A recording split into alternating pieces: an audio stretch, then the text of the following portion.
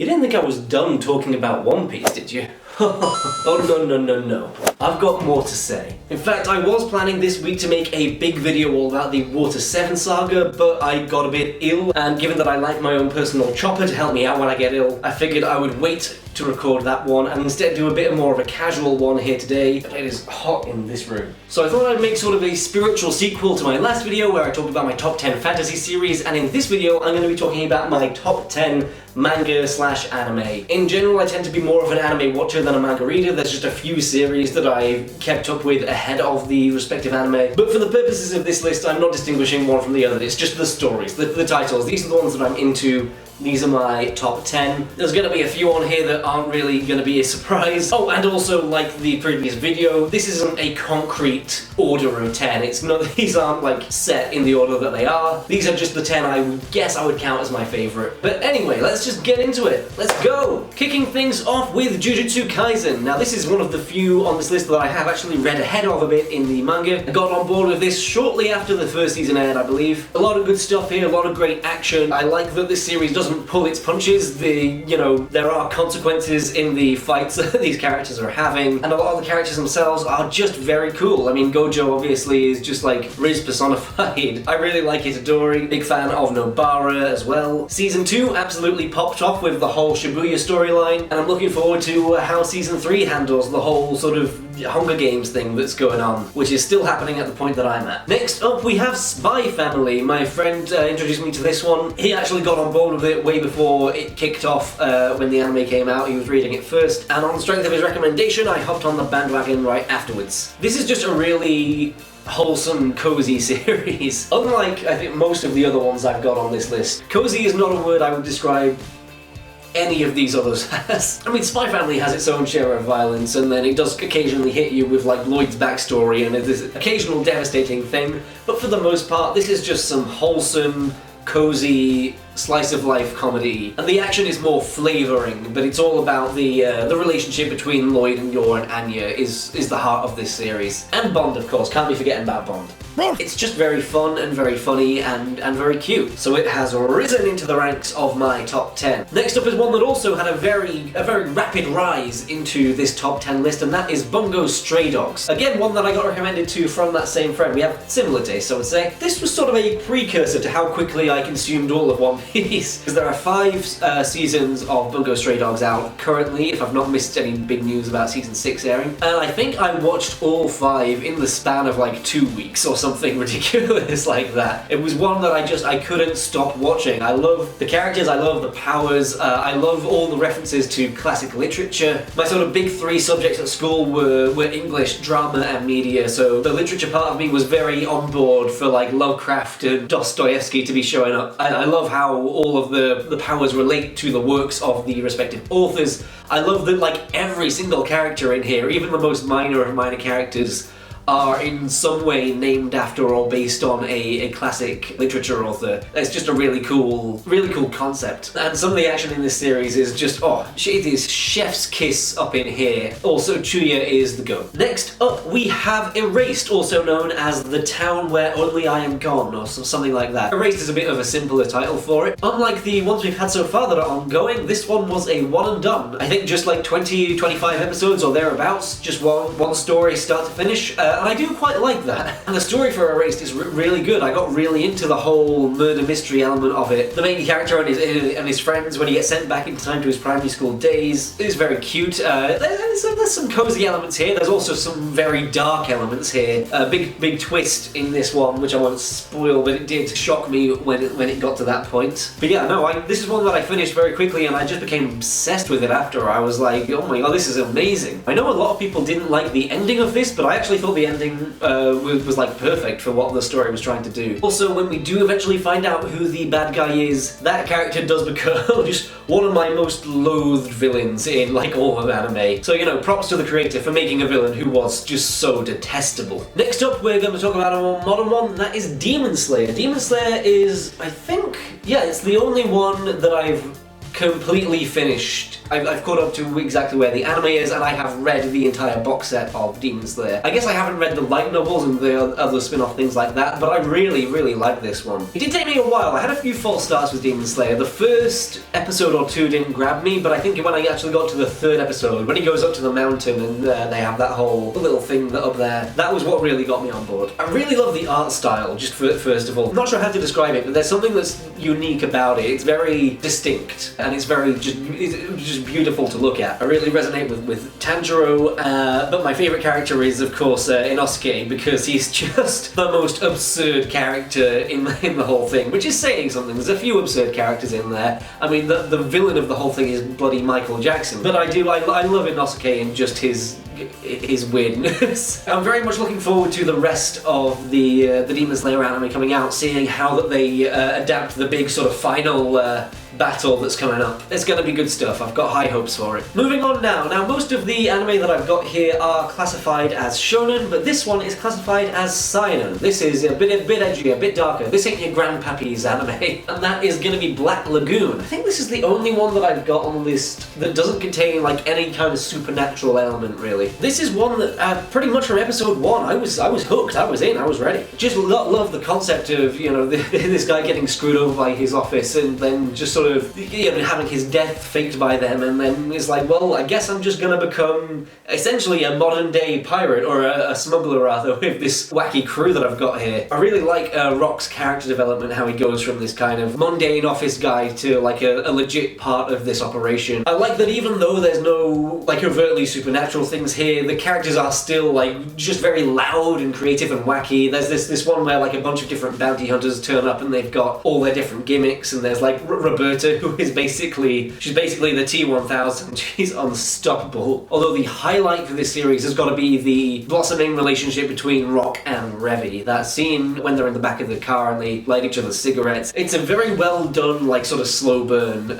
relationship that they have. I really enjoy it. But yeah, Black Lagoon, it's bloody good stuff. You will probably not be surprised to hear the name of the next one I've got on my list, considering the shirt I am wearing today, and that is My Hero Academia. This holds the crown for being the first anime to get me to crack and actually read the manga as well. Up until I got to this point, I was like, I'm anime only all the way, I'll just wait for the next one. Then I started watching My Hero. I think it was they aired season 3, and I thoroughly binged through all of that. I love just Deku, his character and his determination. I always love like crazy wacky powers and character design, and My Hero has got that in spades. I love that the principal of the school is just a mouse. But no, Deku's struggle, his rise to go from someone who is powerless to become the greatest, it's a very inspiring show. And then yeah, I got to the end of season 3 and was like, season 4's not out yet? Well, screw it, I've got no choice. I am buying the volumes that are out so far, and I am reading ahead for this one. The soundtrack as well is beautiful in My Hero. You've got You Say Run. I also really love the title track from the whole series. Something I especially like about My Hero Academia compared to other anime that I've watched that are set in schools, I really like how pretty much every student in that class gets the spotlight at some point. It really does feel like everyone gets that little bit of development that makes them feel more real and more cohesive as like a group, as like a unit. So it's more impactful when they fight together, because you know that every single person there has that particular thing that they're fighting for. I say every single person, I guess there's a few exceptions, would maybe be like Koda or the sugar guy. I think haven't gotten as much development. I forget his proper name. Is it Sato, the sugar guy? I think he's the only one in the classroom who hasn't really had that much development. He's just kind of also there. But you know, he's a cool guy, he likes bacon, he's alright, he's a good hang. Now before I get into the top 3, I'm again going to shout out some honourable mentions here. To begin with, I want to shout out Sword Art Online and Attack on Titan, because those were some of the first anime that I ever watched. I guess Pokemon would also be in that category, but when I was watching Pokemon I was like a baby. I didn't know what anime was. It was just another cartoon to me. But no, Sword Art Online and Attack on Titan were pretty strong stepping stones for me in my anime watching journey, a launch pad for me to discover the rest of this world. Both of which I kind of soured on a little bit later. I remember being really stoked for season 2 of Attack on Titan, and then it started coming out, and I don't know, it just wasn't hitting the same. I might go back and rewatch it now that it's finished. I've heard that it does, get better again. Sword Art Online, however, I don't think I'm gonna go back to. Even the first time I watched it, the moment that they leave the first game, it's kind of like loses all of the established stakes, and it's very strange. It feels like a very strange choice to just, remove the USP of the show halfway through the first season. And looking back now, I've watched so many better ones than Sword Art Online. It's always going to have, a little place as one of the first ones that I watched, but it's certainly not one that I hold in that much high regard anymore. Another one that is an early stepping stone on my journey is a weird, obscure one called Wolf's Rain. I think back in the day I only watched maybe 6 or 7 episodes of it. I recently went back and watched the whole thing, and it's an odd one. I don't really know what to make of it. I do think the ending is a little unsatisfying. It could have been better, but hey, what are you gonna do? Regardless, it still has that nostalgia factor for me for being one of the very first experiences that I had with anime. And the final honourable mention to shout out is Kaiju number 8, which is the first manga that I read before the anime was even announced. Just saw the first volume on a shelf, thought it looked cool, took a gamble, and I was like, hey, this is cool. It's always nice when you pick up something on a whim and then it is actually really good. It feels nice. I've since watched the anime now that it is coming out, and I do enjoy it, although I will say I do prefer reading the manga for that one. Maybe that's just because I started it that way, who's to say. But anyway, speaking of SAO and AOT, there is a third title in that sort of realm of being sort of the first 3 that I kicked off with, and that is the next one I've got on my actual list, which is Death Note. Another good one and done. I think it's 37 episodes altogether. Death Note was the very first anime that I watched, again, assuming you don't count Pokemon. My friend from A-Level introduced me to this concept. It was all on YouTube at the time, and I was like, let's go. I don't think it was episode 1 that properly hooked me. I thought it was a very cool concept with episode 1. I liked the concept, but episode 2 is where it really introduces the cat and mouse element between Light and L, and that is the true strength of the series does come from that. Seeing these two just masterminds go up against each other, and there's this clashing of wits and trying to outmaneuver each other. Oh, it's so good. The OST for Death Note as well is incredible. I feel like the OST gets slept on a little, but I think it's great. It's just so atmospheric and fits the tone of the show so well. For a long time, actually, Death Note was number 1. Unbeatable. Could not be knocked off that top spot for anything. I guess I had that nostalgic attachment. It was my first proper experience with anime, so that was that factor going on too. And of course, Death Note has the best scene in all of anime, which is just watch me, L. I'll solve equations with my right hand and write names with my left. I'll take a potato chip and eat it.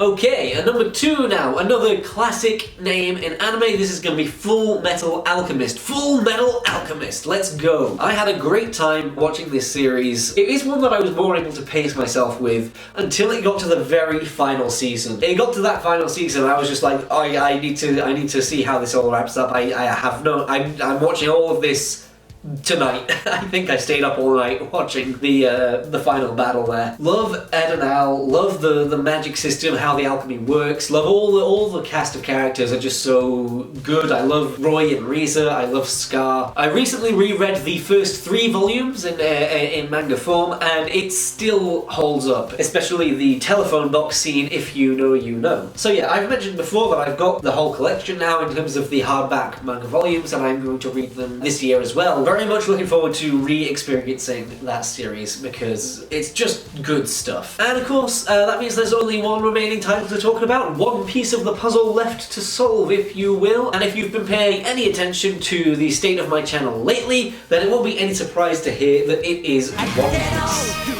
There we go. So I've made a whole video about my experience with One Piece so far, and I have several more videos planned about One Piece that are going to be even longer, probably. For a while I was debating whether I was going to count One Piece as the absolute top spot. Like, there's a lot of other strong names on this list that I could class as my favourite or my number 1, because I do think there is room for improvement with some things in One Piece. There are some things that I'm not as big of a fan of as others, But ultimately, when you boil it down, the amount of sheer time I have invested in this series, the amount that it is like crawled into me and rearranged me from the inside, that was a horrible metaphor. I'm sorry that I said that. The point is, more than any of these others, I feel like One Piece genuinely has like changed me as a person, to the point that now I'm caught up. There's nothing there to fill the void until that next chapter comes out. I guess I could start Naruto or something. But no, given the amount of time I've invested, given the amount that it just overtook my whole year last year, I think it is only fair to give One Piece the top spot on this list and say that it is definitively